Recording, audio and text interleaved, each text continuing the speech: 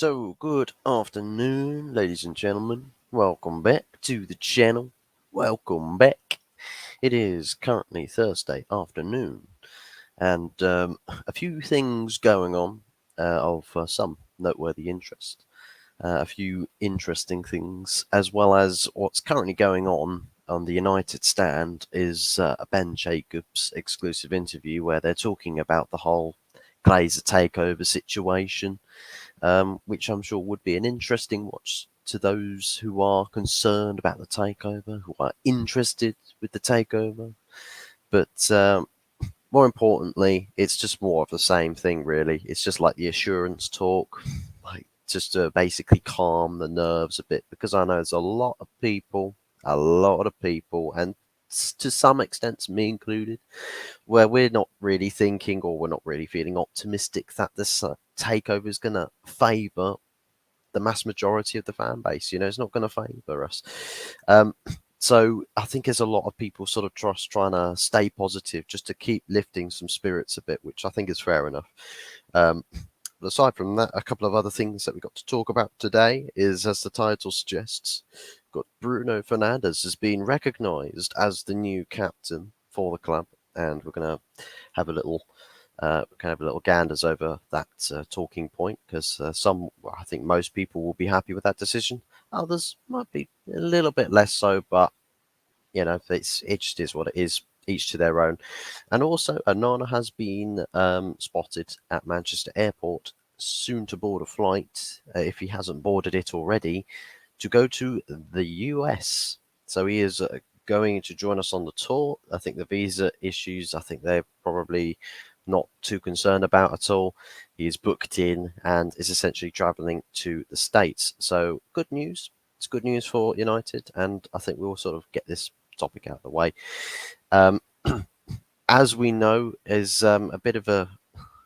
I think if people want to think a lot into it, or if they want to sort of deep dive into things a little bit, for those who are perhaps a bit concerned about the whole goalkeeping situation, because Dean Henderson is travelling to the States, whereas Matej Kovar, who's played one 90 minutes game last night, or I say last night, it was actually yesterday afternoon, 1-0 win over Olympique Lyon.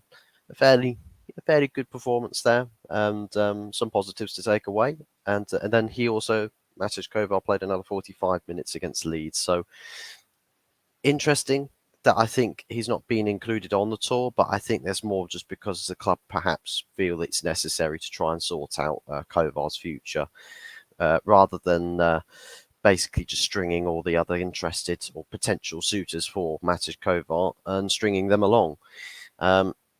So it's going to be interesting to see what occurs in that department of things in the next sort of 24, 48 hours, if we get some more ironed out details. But then again, if nothing happens there, then it's just one of those that's just going to basically just chew on throughout the weeks. Much like everything else to do with Manchester United, it seems, in every aspect, which is so annoying. But it's what we have to deal with. It's the bitter pill I think we have to swallow. And I suppose it's one of those that culture won't disappear until the Glazers have disappeared, because it's the Glazer culture. It's the Glazer way. Everything's got to take lots and lots of time. You can't do things quick. You're not allowed to. That's the Glazer way. The same way in which they've appointed the people who are doing the jobs currently. They put them there. The Glazers, Joel and Abram, they put them there. So of course they're going to have the Glazonomics and how they do their business, because they're Glazer appointed. It's no secret. It's no secret that this club has been going the wrong direction for the longest time, when the people who are making the be-all and end-all decisions at the club have been the Glazers.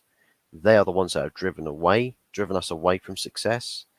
And it's maybe one good decision on the board's part to hiring Eric Ten Hag as the manager, but that on its own was based off of a recommendation of someone else who was not essentially a Glazer signing as such, in Ralph Rangnick. Ralph came in and it was just like, well, someone who's perhaps going to steady the ship a bit or just see out uh, the rest of the season.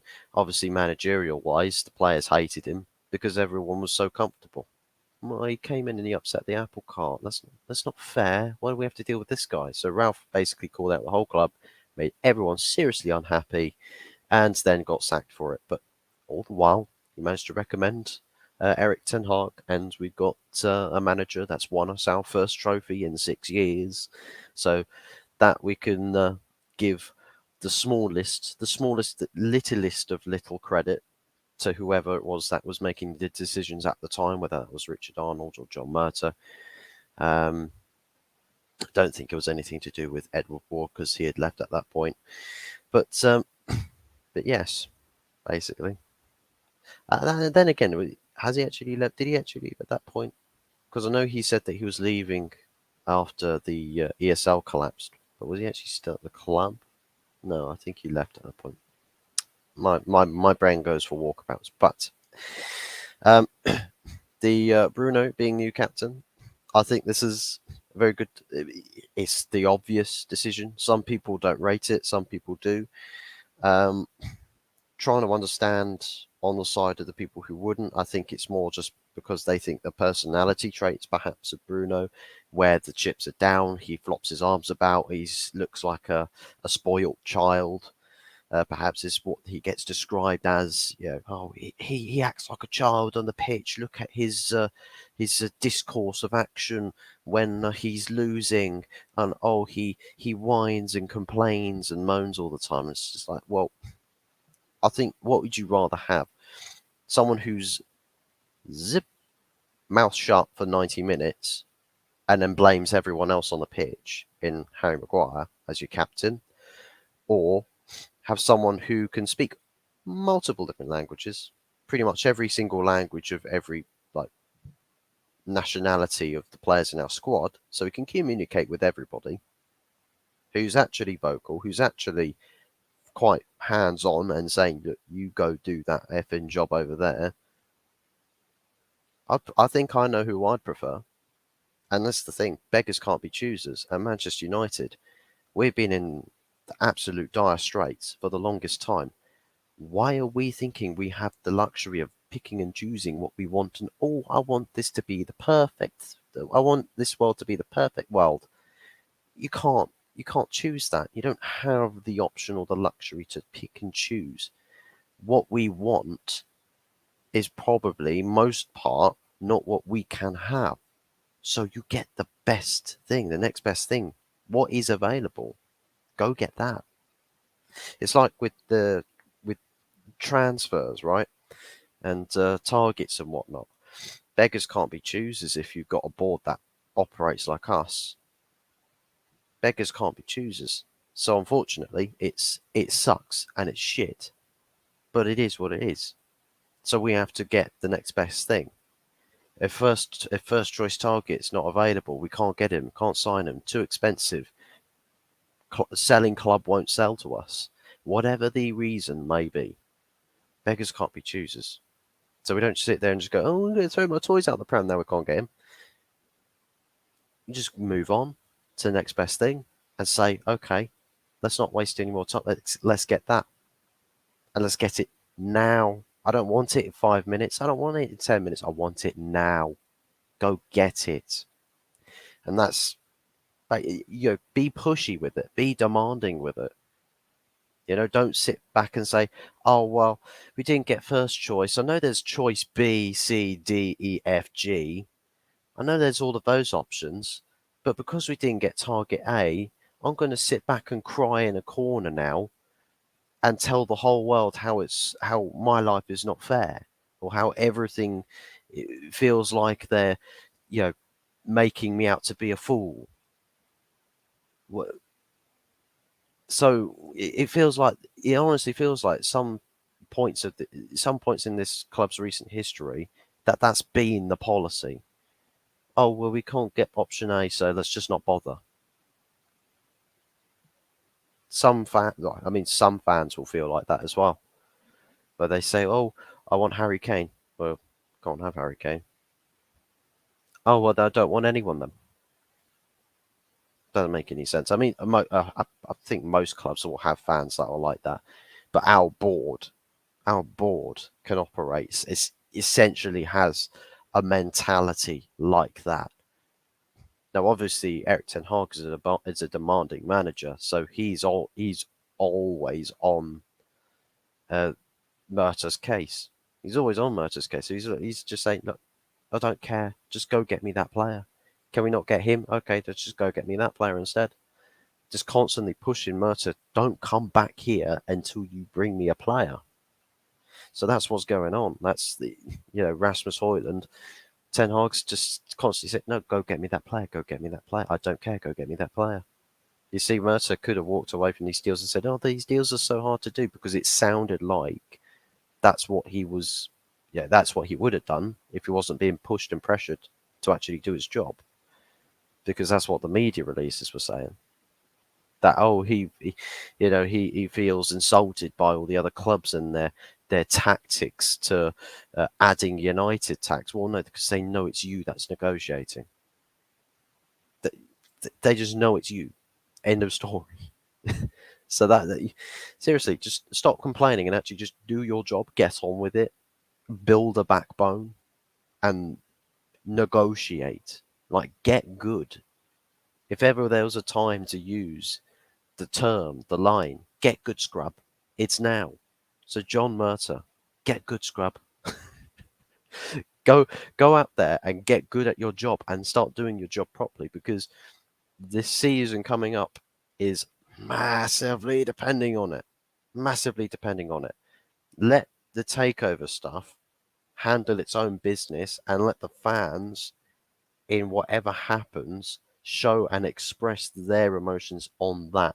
Don't start saying that your business is stopped or is paused or is altered because of takeover discussions, which, by the way, there aren't really discussions going on the takeover side of things.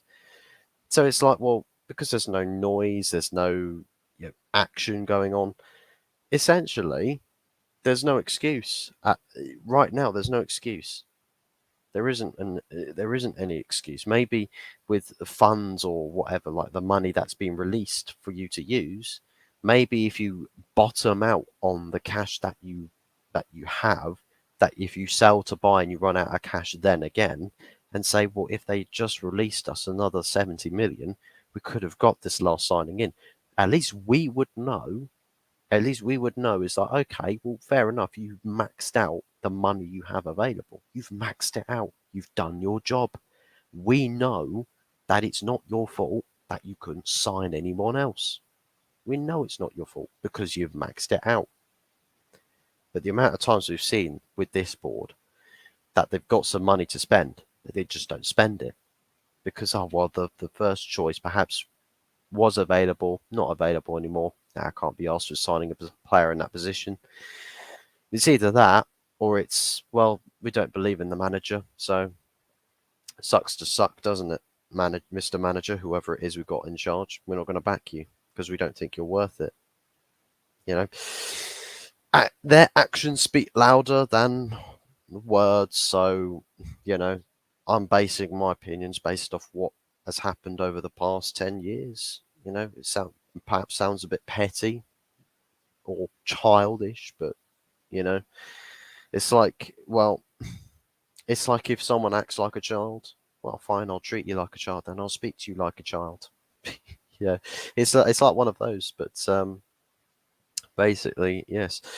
I think we'll probably have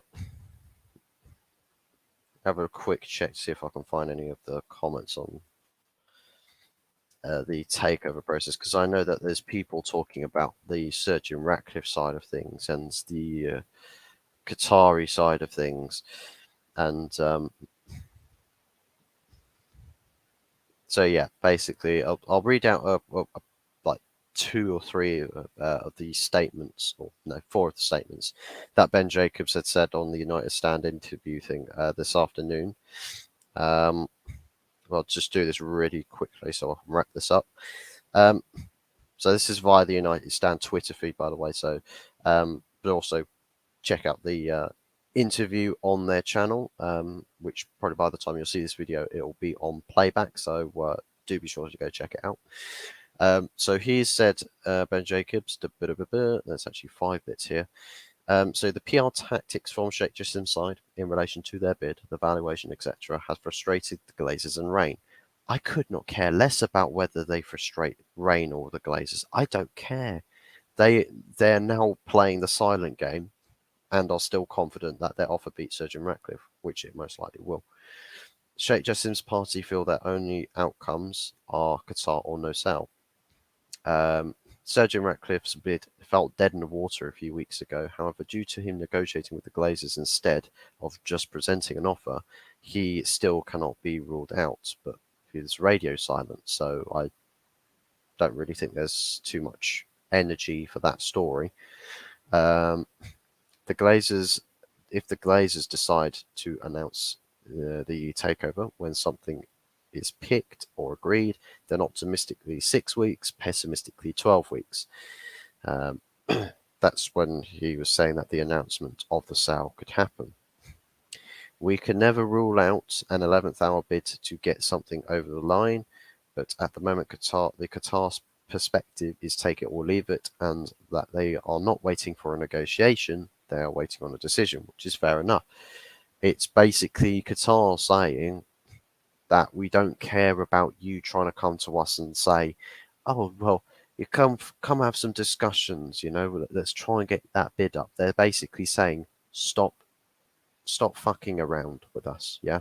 Stop fucking around with us. You either accept or reject this bid.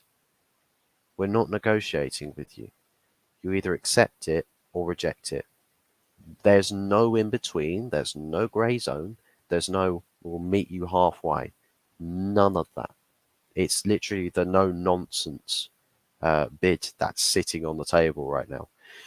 The bit where it says Sergeant Ratcliffe's bid was dead in the water, that him negotiating with Glazers, I don't see how that has any material to it, because it's like what people are saying. Both groups don't actually have any communications at the moment. None of them. Rain Group has not spoken to either of these 2 bidders. So this notion that there's still negotiations going on doesn't quite add up if no one's hearing anything. So how can there be a negotiation? So I think what it is just because it's like what some people have said. I think Mark Goldbridge specifically had said it on a show that he did last night, late last night, where he said that the reason why the Glazers would entertain Sergeant Ratcliffe's bid at all is because for Joel and Avram's sake, they want to stay, and Jim's bid is the only bid that allows them to stay. So it's sort of like, do you want to blame Sergeant Ratcliffe for this process dragging on the way it has? Personally, I don't feel like I want to do that. Personally, I would think more along the lines of the Glazers are just complete and utter arseholes, as it is. They seriously, they don't care. They just don't care about any of this. The whole situation. There is such little care about the seriousness or the nature of it, or just the weight of the situation at hand. They just don't care. Like, who knows what their POV is like on the fan base? I mean, this fan base being as big as it is, it'd be a bit hard to ignore what's being said by the fans. So maybe they're finding it quite funny. They're probably seeing the hilarity of fans hearing the doom and gloom of the Glazers potentially staying. So, I mean, who knows? Who knows? The only people that could ever clarify or verify that point would be those that actually know the Glazers personally and speak to them directly. As for the Sheikh Jassim side of things, obviously the no nonsense bid, and I don't understand with this whole thing about valuations have frustrated the Glazers and Rain. It's just like, well, they would know full well. It's like they're like kids. They're like children. It's like, oh, I want you to pay me a £20 note for this little item here, and someone comes in, it's just like, well, I can give you 15. It's like, oh no, I can't believe it. You did give me 20. Like, screw you, I hate you. And so, like, what is this childish behaviour? That's the whole part of business. People lowball every single time. Literally, I don't think there's really been a serious negotiation in history of business, where some element or entity has lowballed an offer. But apparently, the Glazers, this is new. This is new to the Glazers. They've never been disrespected by a lowballed offer before. They've never been disrespected like this before. My oh my, the absolute outrage. How could anyone ever do this to them? I don't know why the Rain Group are pissed off as well. Like, why are the Rain Group pissed off? They are literally the messenger. They are the messenger. There's the seller, there's the buyers. Their Rain Group is the messenger. Why are they pissed off? So, I don't know, as far as Ben Jacobs is concerned, where he's got this piece of information from, or who's told him that those two groups in particular are actually pissed off with what Sheikh Jassim has done with his bids, because I'm pretty sure that the initial bid from Sir Jim Ratcliffe was a similar nature, and a load of other bids similar nature. So why aren't they pissed off with them? I don't know. It's a mystery.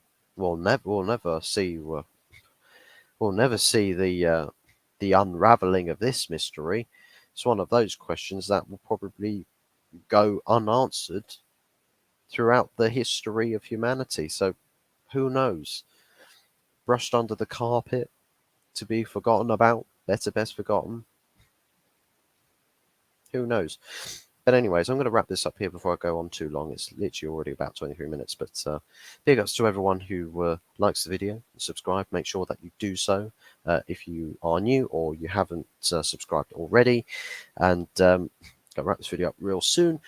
Just before I go as well, just a quick shout out and big ups to the people who tuned in for the streams yesterday. I did the watch along stream, but also the match reaction was live as well. So big ups to everyone who tuned in for that one. I think this is probably going to be the only upload that I do today, just based off of the landscape of the way that things are looking at the moment as far as news is concerned. I know that there's stuff going on with the Hoyland deal, but I think there's a lot of coverage on that. So unless people really want me to actually give my viewpoints on the Hoyland or the latest Hoyland stuff, then do be sure to drop it in the comment section below, as well as leaving your thoughts and feelings about all the other subjects that have been discussed in this video, as well as anything else that's going on that you would like to engage in conversation about. It's entirely up to you. As I like to say, that the comment section is your canvas and you are the artists. So paint these masterpieces in the comment section. But aside from that, that's it from me, and we'll be seeing you in the next one. Goodbye.